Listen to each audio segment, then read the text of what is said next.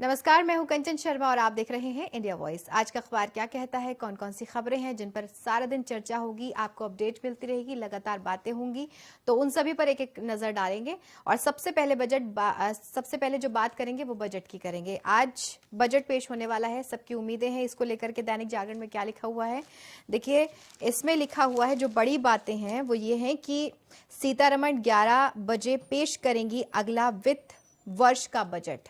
और दूसरी, आयकर से जुड़े 80C के नियम में राहत संभव है कहीं ना कहीं। और दूसरी तरफ कोरोना काल की भी बात इसमें कही गई है कि कोरोना काल के प्रदर्शन से उत्साहित सरकार की दिशा बरकरार रहेगी, सामाजिक क्षेत्र प्राथमिकता में होगा, आत्मनिर्भर भारत पर जोर रहेगा। और जिस तरह आत्मनिर्भर भारत पर जब जब प्रधानमंत्री नरेंद्र मोदी संबोधित करते हैं तब चाहे वो मन की बात हो, चाहे उनका दूसरा कोई संबोधन हो, आत्मनिर्भर भारत की बात उन्होंने हमेशा ही की है। तो इसमें भी इस पर जोर रहेगा। वैक्सीन कवरेज आगामी वित्त वर्ष में विकास दर को मदद पहुंचाएगी और साथ ही साथ नियमन में आसानी और आपूर्ति में सुधार का भी सहारा लिया जाएगा। तीसरी जो बड़ी बात है वो ये है कि निर्यात में तेज वृद्धि और राजकोषीय घाटे की गुंजाइश का फायदा उठाकर सरकार खर्च बढ़ाने जा रही है। और अगली बात कच्चे तेल की है कि कच्चे तेल का अंतर्राष्ट्रीय दाम आगामी वित्त वर्ष में $70 से $75 प्रति बैरल के आसपास रहेगा। अगर इसमें बढ़ोतरी होती है तो महंगाई की दर पर दबाव बढ़ सकता है।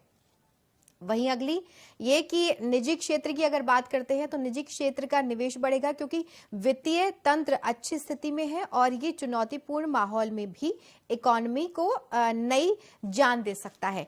यानी कि आज बजट पेश होने वाला है और बजट पर सभी की नजरें हैं, खासकर चाहे आम लोग हों या महिलाएं हों, सभी लोगों की कि जब निर्मला सीतारमण अपना पिटारा खोलेंगी तो उनके बजट से उनके पिटारे से क्या निकलेगा, इस पर सबकी नजर रहेगी। 11 बजे बजट पेश किया जाएगा, आम बजट आज पेश होगा। इससे पहले राष्ट्रपति से मुलाकात भी होगी और उसके बाद में बजट पेश किया जाएगा। तो बड़ी और अहम खबर है, इस पर आपको अपडेट भी मिलती रहेगी और प्रमुखता इस खबर को दी गई है। कालका ने शियद बादल का प्रदेश अध्यक्ष का पद छोड़ दिया है।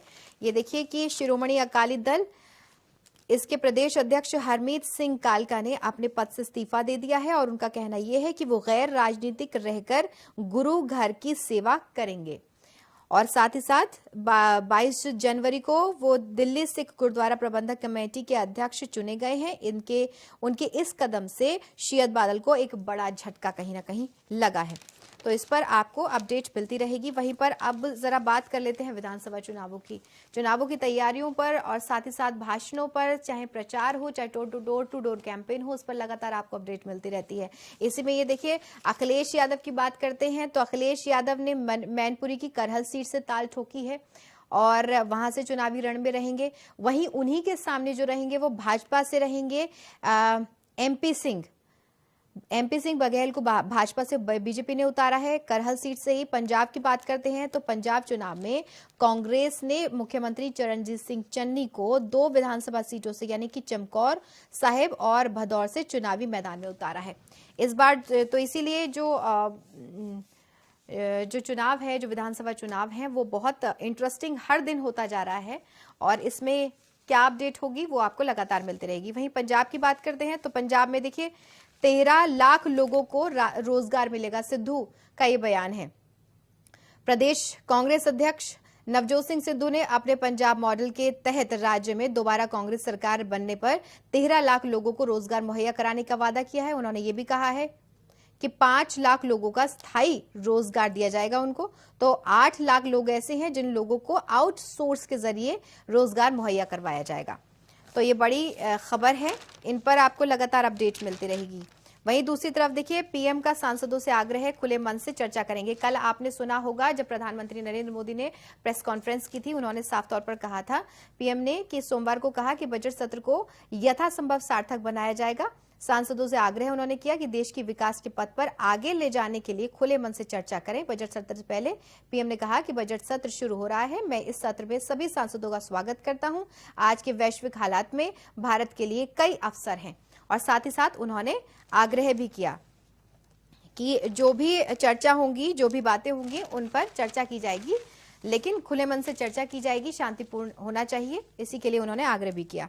वहीं कोविड की बात कर लेते हैं। देखिए, देश में कोविड-19 के मामले बेशक घटे हैं, लेकिन मौतों का जो आंकड़ा है वो लगातार बढ़ रहा है, उसकी संख्या बढ़ी है। इसी को लेकर है कि कोविड-19 के नए मामलों में एक दिन पहले के मुकाबले 10% की कमी आई है, लेकिन बड़ी बात यह है कि मौतें बढ़ी हैं और केंद्रीय स्वास्थ्य मंत्रालय की तरफ से सुबह 8 बजे अपडेट किए गए आंकड़ों के मुताबिक बीते 24 घंटे में देश के 2,09,918 नए मामले सामने आ चुके हैं, जिसमें कई लोगों की जान जा चुकी है। 959 लोग ऐसे हैं जिनकी जान जा चुकी है। वहीं केरल की इसमें लिखे हुआ है कि केरल में पिछले दिनों 374 लोगों की जान जा चुकी है। तो ये महाराष्ट्र की अगर बात करते हैं तो महाराष्ट्र में भी सबसे ज्यादा केस देखने को मिले थे। अभी संक्रमण दर बेशक कम हो रही है, लेकिन गंभीर स्थिति ये है कि मौतों का आंकड़ा बढ़ रहा है। अमेजॉन, फ्लिपकार्ट बिक्री सूची से चीनी माजा हटाए जाए, ये क्या है? देखिए, इसको चेतावनी दी गई है कि मध्य प्रदेश के गृह मंत्री ने कहा है कि इस पर कार्रवाई की जाएगी। साथ ही साथ एमपी में चीनी माजा को बेचने पर प्रतिबंध भी लगा है। इसको लेकर क्या है कि इसमें लिखा गया है कि ई कॉमर्स कंपनी अमेजॉन और फ्लिपकार्ट के माध्यम से प्रतिबंधित चीन का मांझा बिक रहा है और इससे जुड़ी शिकायतों पर मध्य प्रदेश सरकार के प्रवक्ता और गृह मंत्री डॉक्टर नरोत्तम मिश्रा ने दोनों कंपनियों को चेतावनी दी है कि वो अपनी बिक्री सूची से इसको तत्काल प्रभाव से हटा दें और प्रदेश में प्रतिबंधित गतिविधियों को संचालित करने की अनुमति किसी को भी नहीं दी जाएगी। आगे शिकायत मिली तो कार्रवाई होगी। तो ये बड़ी और अहम खबर है। इनको फ्लिपकार्ट और साथ ही साथ अमेजॉन दोनों को चेतावनी दी गई है। फिलहाल इसको लेकर आपको लगातार अपडेट मिलती रहेगी। और दूसरी तरफ ये देखिए, चुनावी जिस तरह से डोर टू डोर कैंपेन किया जा रहा है, विधानसभा चुनाव चल रहे हैं, चुनावी जनसभाओं में अब 1000 लोगों की अनुमति है और घर घर प्रचार में 20 लोगों को जाने की अनुमति मिल चुकी है। जिस तरह पहले था कि क्योंकि कोरोना के मामले लगातार बढ़ रहे थे, तो कोरोना के मामले में गंभीर स्थिति को देखते हुए, एहतियात बरतते हुए डोर टू डोर कैंपेन में सिर्फ 4 से 5 लोगों को अनुमति थी, लेकिन अब इसमें 20 व्यक्ति कर दिए गए हैं और जनसभाओं में भी जो खुले जगह होंगी वहां पर जनसभाएं हो सकती हैं। अब ममता बनर्जी ने धनखड़ को ट्विटर पर ब्लॉक कर दिया है। ये देखिए क्या खबर है कि पश्चिम बंगाल की मुख्यमंत्री ममता बनर्जी ने राज्यपाल जगदीप धनखड़ को ट्विटर पर ब्लॉक कर दिया है। ममता ने सोमवार को कहा वे लगातार सरकार के खिलाफ पोस्ट कर रहे थे और पीएम मोदी को कई बार पत्र लिखकर राज्यपाल को हटाने के लिए कहा, लेकिन कोई कार्रवाई नहीं हुई। इसी के लिए उन्होंने उनको ब्लॉक कर दिया। अब हज के लिए 15 तक अब आवेदन किया जा सकेगा, इसको लेकर भी अपडेट दी गई है। हज के लिए अब 15 फरवरी तक आवेदन कर सकेंगे। आवेदन की जो धीमी गति है उसको देखते हुए हज कमेटी ऑफ इंडिया ने अंतिम तिथि 15 दिन बढ़ा दी है। प्रदेश में 1 नवंबर को ऑनलाइन प्रक्रिया शुरू हुई है और इसी में दरअसल आपको बताएं कि कोरोना की जो वजह है उससे 3 महीने में महज 7412 आवेदन आए हैं। इस कोटे का 25% भी नहीं है। तो इसकी तारीख अब 15 तक है। इसमें तो ये लगातार आपको अपडेट्स मिलती रहेंगी। जो बड़ी और अहम खबरें हैं उनकी चर्चा हमने की है। बाकी विधानसभा चुनाव हो, चाहे वो ओमिक्रॉन हो या फिर कोरोना वायरस हो, लगातार आपको इसको लेकर के अपडेट हम देते रहेंगे। वहीं दूसरी तरफ ओमिक्रॉन से मिली इम्यूनिटी डेल्टा जैसे वायरस को बना रही कमजोर। ये देखिए, जीनोम सीक्वेंसिंग के अध्ययन से पता चला है कि ठीक हुए लोगों से भरपूर प्रतिरोध क्षमता, कोरोना वायरस के ओमिक्रॉन स्वरूप में संक्रमित लोग ठीक होने वालों में भरपूर प्रतिरोध क्षमता यानी कि इम्यूनिटी विकसित हो रही है। और जीनोम सीक्वेंसिंग में अध्ययन किया गया है, तो स्टडी की गई है, तो उससे पता चला है कि ये इम्यूनिटी है और कोरोना से जंग में काफी अहम रोल प्ले कर रहा है। तो ये बड़ी खबरें हैं आज की जिन पर जोर दिया गया है। साथ ही साथ रोड शो, पदयात्राओं पर 11 फरवरी तक रोक है। अब तक 1000 लोगों की ही सभा हो सकेगी।